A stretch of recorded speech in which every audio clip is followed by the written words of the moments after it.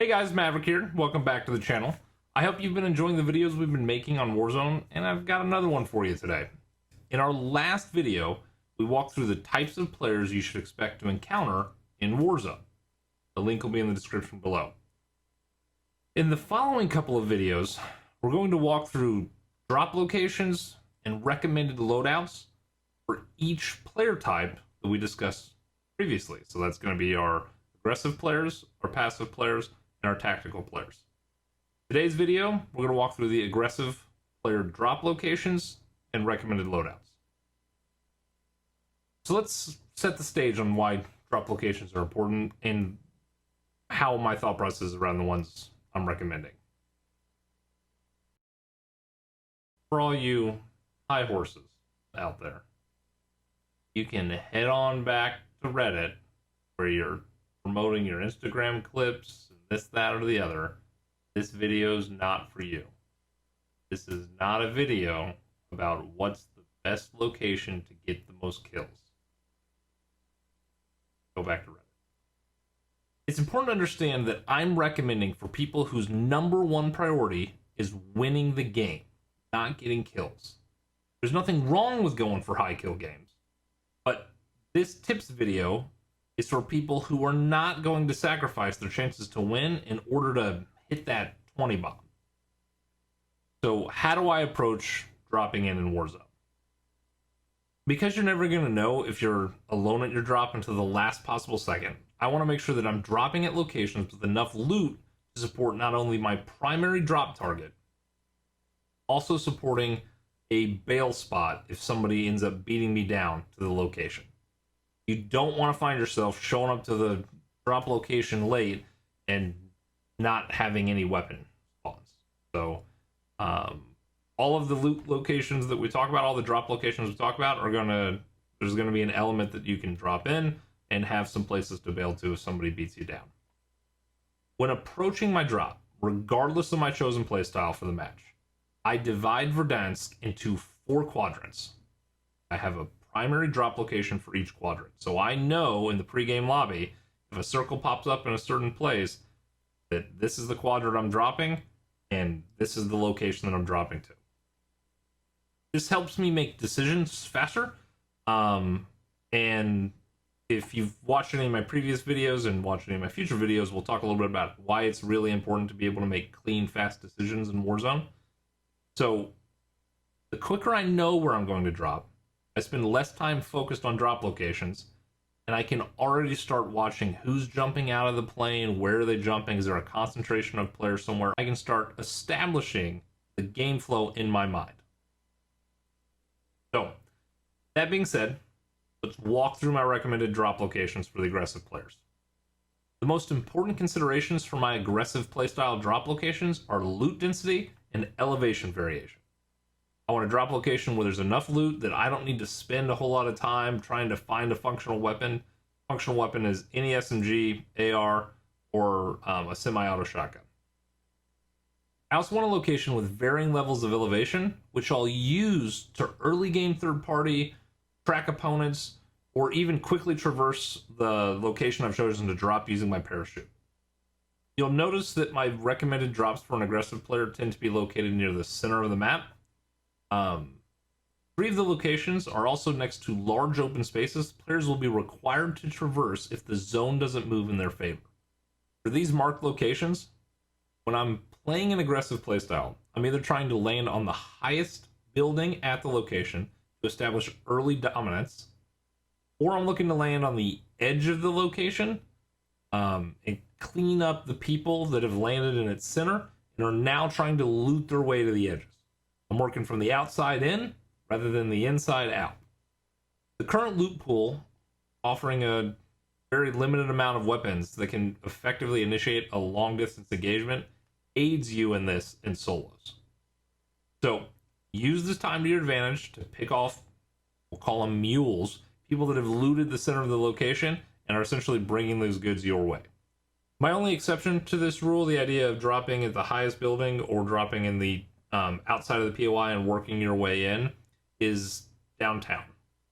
So The building density in downtown is such that you're typically only worried about the next intersection that you're going to run into, in terms of where engagements will begin. There are limited lines of sight when you're on the ground. So when downtown, just focus on clearing city blocks as you work your way to some sort of elevated ground. So let's break down my recommended locations and the reasons why I drop in these specific POIs. First, in the northwest quadrant, we've got the combination of the airport hangars down to the apartments that are north of Superstore. In this area, you have 4 different elevations to contend with, potentially shooters from a 5th, though that is typically a pretty remote chance of that occurring. I'll get to that in a second.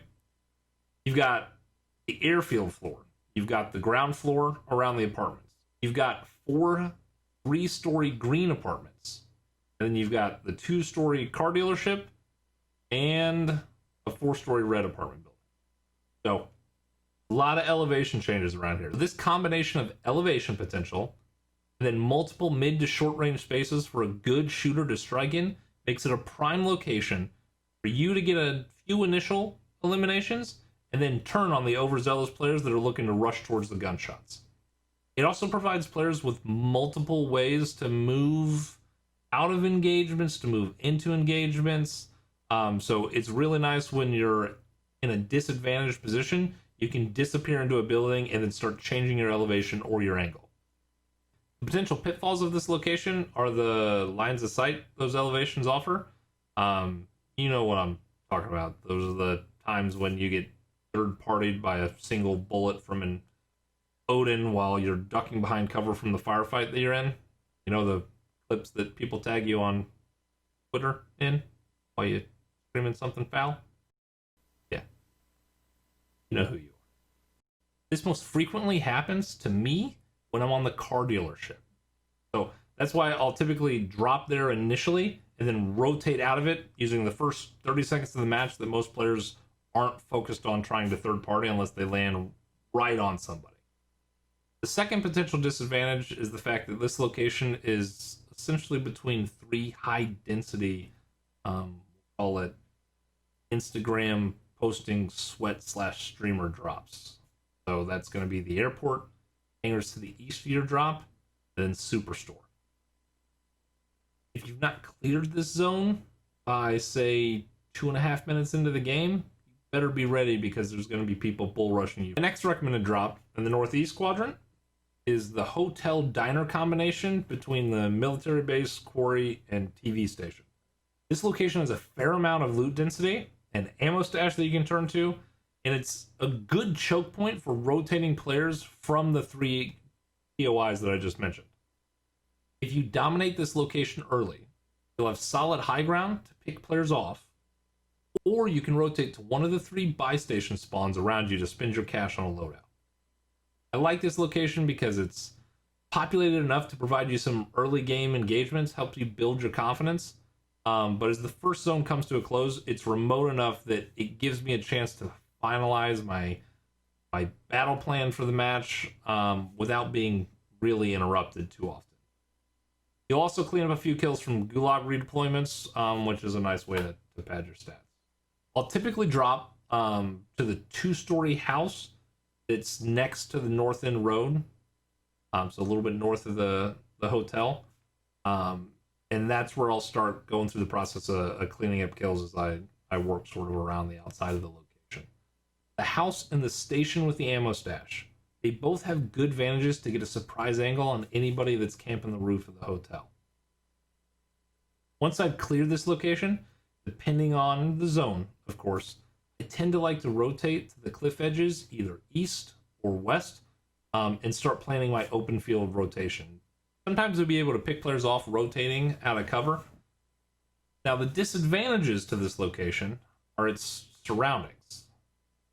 If an unlucky zone pulls, you're going to find yourself where you've got long rotation across open areas with pretty limited cover. Any pull to the stadium is going to be like that. Any pull to the airport is going to be like that. So if you find yourself in that type of situation where you've had a zone move against you, you're going to want to rotate early and pretty aggressively. So this is also a location a lot of players like to move into. It's not uncommon for players to get a loadout from the different buy stations located to the east. A sniper shot you never hear kills you just as quick as the RPG you shook hands with. You'll want to routinely scan the horizon for any sniper scope glare. For the southwest quadrant, I like to drop in the apartment projects that are south of Superstore. Location has multiple buildings with varying elevations to provide you an opportunity for some pretty unique gunfights. It's framed pretty well too. The elevation difference allows players to quickly move in to third party or to clean up fights. So if you can get that apartment high ground, that ultimate high ground there, it gives you a fair amount of advantage on how you want to move about the POI. You can even do this in a way that doesn't sacrifice a high position on your enemies. So you can cascade from the largest apartment to the smaller roofs, and still have good solid dominant angles on anybody that's stuck down on the ground level. This location offers a high density of both players and loot, with multiple options for thoughtful later game rotations. The mountains off to the east are going to offer you some early game protection. You're typically not going to have to worry about being attacked out of that open space coming off a hospital. You want to be careful of players rotating in from the refineries up to the northwest right there.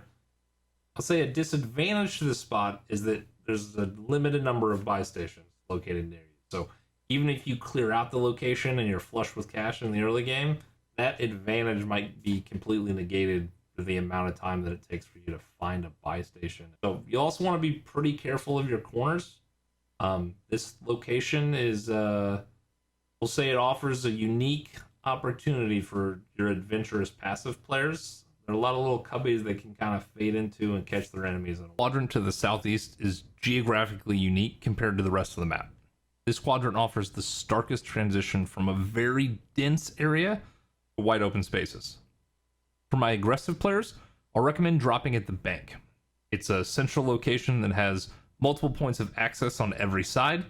It offers an abundance of weapons and cash, and it's a location that enemies will frequently seek out after they get established in the early game, which provides my aggressive players the opportunity to catch some people off guard. The layout allows for quick, intense gun battles and indoor elevation changes, which is a rarity in Verdansk. Players that have solid control over their parachuting skills can typically glide in through the roof to the second or third story. This will give you some extra looting time while everybody else is trying to catch up to the floor that you're on. You'll not want to spend too much time up on the roof. One of the pitfalls of this location is the multiple lines of sight that buildings around it have on the roof. Infinity Ward still has some work to do on the in-game audio system. This can throw you off a bit if multiple people get inside of the building and trying to pinpoint which floor your enemy is on. I recommend players hit this location strong and then try to bail towards the buildings out to the east as the first circle starts moving. Let's talk about loadouts. We're going to walk through 4 different types of loadouts. I've got the sniper only loadout. I've got the best all-around loadout. A long-range non-sniper engagement loadout. And then a close-range loadout. Let's dive into the sniper only. Sniper I recommend for a sniper only loadout, especially if you're playing the aggressive class, is going to be the HDR. We're running it with monolithic suppressor. We got the HDR Pro barrel, variable zoom optic, F-Tech champion grip, and presence of mind. When you choose to run a sniper only class, you're going to probably find yourself most often engaged with other snipers in terms of what's the biggest threat to you. So I run presence of mind. You'll find that most sniper battles you get into are this weird pop goes the weasel game between one guy popping up over an edge, the next guy going back and forth. Presence of mind is going to help you hold through one of those sessions, hold through when they're popping up and down, and still get really accurate shots on target. So it's a little tweak that can help be the difference in those sniper battles that are going to be your biggest threat. We're going to back up that sniper with some good old-fashioned power. The point of this Desert Eagle is I want a weapon that you can not only have precise shots with, but that you can get ADS quickly with. This is going to be a weapon that you generally only use when somebody creeps up on you or surprises you by bursting into the rooftop that you're on. I want you to be able to get on target quickly. 2 shots can typically take somebody down, especially if you have a headshot with it, so it's a reasonable backup weapon for you in these types of situations. In terms of perks, we're going Cold-Blooded and Ghost. We've got Tune-Up to help you with a self-revive situation if you get knocked by a sniper shot. I like to use the Proximity Mine. I find the Proximity Mine's a little bit harder for people to detect. It's a good anti-vehicle weapon, but a lot of times people are looking for the Claymore. They've played Call of Duty for the last 10 years, and so they're used to those red lights. So it just gives you a little bit of an optical edge. Stun Grenade is a worst-case scenario weapon. You're going to be using that and pairing it with your Deagle when somebody rushes up on you to try and freeze them, give you a couple of seconds to get that extra shot and finish the fight. Next, we've got the best all-around class recommendation. We're running an M4 monolithic suppressor, the stock M16 Grenadier barrel, the tac laser, Merc foregrip, and steeple grip tape. Isn't a weapon that I'm going to run excess ammunition on. The reason is that I'm typically going to use this to start a fight. This will not be the weapon that I'm typically ending my fights with. So I can tap fire people from afar and destroy armor, create some resource disadvantages, or I can do a medium range engagement and then immediately roll into my MP7. Speaking of the MP7, here it is. I like this MP7 build because it's really focused on hip fire. It's not something that you're going to frequently ADS. We're running a monolithic suppressor, recon barrel, 5mm laser, we got a 60 round mag, and then Merc foregrip. Once you engage with your M4, when you get to the point where you're switching to this, you're close enough to the enemy that you can get that half-second advantage by not ADSing when they are typically going to ADS against you, and just keep throwing rounds down range. It's a great weapon to overwhelm your opponents. From a perk perspective, we're going to be running Double Time, Overkill, Shrapnel paired with C4. We're going to run a Stun Grenade. So the Double Time is going to give us some mobility advantage. It also helps with our crouch speed as we're trying to sneak up on some of our passive and tactical players. Shrapnel and C4, they're just great all-around explosive weapons. Allows you to get a lot of utility and use in a lot of different circumstances, whether it's breaking somebody out of a barricaded position, killing a car, or setting a trap for somebody that's chasing you down. Stun Grenade, again, is to exacerbate the mobility edge that you're trying to get with this class. So if you can freeze your opponent for a second or 2 seconds, and you have mobility to transition around them, you can end fights very quickly. Now let's get into our non-sniper long-range engagement class. With this, I'm going to recommend the SKS. We got the FTAC Landmark Barrel, the Vulcan 3X Optics, FTAC Hunting Stock, Commando foregrip, and 30 round mag. This is a really powerful weapon with a reasonable rate of fire for you to inflict damage and really be a nuisance to your opponents at distance. If they're going to be trying to snipe you, you're going to have a higher rate of fire that you can keep plinking and throwing off their shots. You can create resource disadvantages. It's also a weapon in medium range combat where you're going to be supremely accurate and inflicting massive amounts of damage. So if somebody won't allow you to get close enough to use the next weapon we'll talk about, this is still a good way to finish off fights. The next weapon is going to be a Striker 45. We're running the Tactical Suppressor, a 400mm stainless steel, GI Mini Reflex Optic, just the optic that I prefer, Ranger foregrip, and the 45 round magazine. This is a solid medium range weapon that with accurate shots to the chest or head, you can still close out somebody that gets close to you with a faster weapon like an MP5. So you're going to be able to use this up close, stick to the top of the chest, headshots, and it will still be effective at distance. It's an accuracy build on the weapon, and if you've never used it before, it's got pretty solid control. We're going to keep perks the same. We're running a Shrapnel with C4. We got Double Time, Overkill for the 2 weapons, and Stun Grenade. Next loadout we're going to be talking about is our close range build, and for the close range build, I will introduce you to the P90. This P90 has got the monolithic suppressor, the Forge Stack Retribution Barrel, GI Mini Reflex, the F55 Heavy Stock Pro, and then the Stipple Grip Tape. This is a strong accuracy build for a weapon that still has a high rate of fire that can fit most we'll say short to mid-range circumstances. You can still get some shots on target in a mid-range battle with a P90. I would not recommend, because of its damage, fighting in the mid-range too often with it, but it's not the worst thing, especially if you catch a guy off guard. it's still a fast enough firing weapon that you can overwhelm most any other SMG that you could be fighting. I like the P90 because it's a weapon that you typically are going to find early in matches in floor loot, and so you can engage consistently in the same way throughout the entire match when you're upping to your loadout. We're going to stay classy with this loadout and run everybody's favorite, the RPG. In terms of perks, we're running Quick Fix, Restock, and Tracker, accompanied with Molotov Cocktail and Stun Grenades. I like this loadout because with Quick Fix, you're going to be able to regenerate your health. This is the type of loadout that you're constantly making noise, and so you're constantly going to have people trying to come in to third party you. Gives you a little bit of an edge so you can't get caught too far off guard. Restock is going to be great so that you've got a constant supply of those stun grenades so you can keep exacerbating movement or freezing your opponents. That movement advantage is a really big deal in Warzone. You'll notice that as a theme. Molotov Cocktail is going to be good for two reasons. One, the damage you can do to opponents with it. Two, you can use it as a buffer between you and your enemies. If you get caught in a situation where you need to bail, say you're filtering through a building, you can throw it on the ground behind you, create an area of damage so that your opponents will have to either hesitate or they're going to take damage trying to pursue to you, which might give you an edge to finish out the gunfight. Alright guys, there we have it. We've got our introduction to aggressive player drop locations. You've learned about dividing the map into quadrants, selecting a site in each location, and the reasons behind why you would approach each drop site. We've walked through loadouts, ranging from every part of the engagement spectrum of sniper all the way down to close range. Take this information, go out there, and get yourself some more W's. If you've enjoyed the content, please do me a favor, click like, subscribe. Any support that we receive is always very encouraging.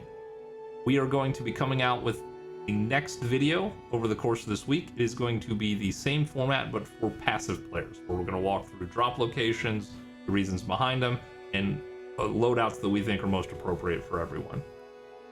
If you've ever felt, because of your passion for gaming, or really anything, that you were a bit of a misfit, that you didn't fit in, bit of a black sheep, or you didn't have a place, just know that you are welcome in this community. To all my misfits out there, take care.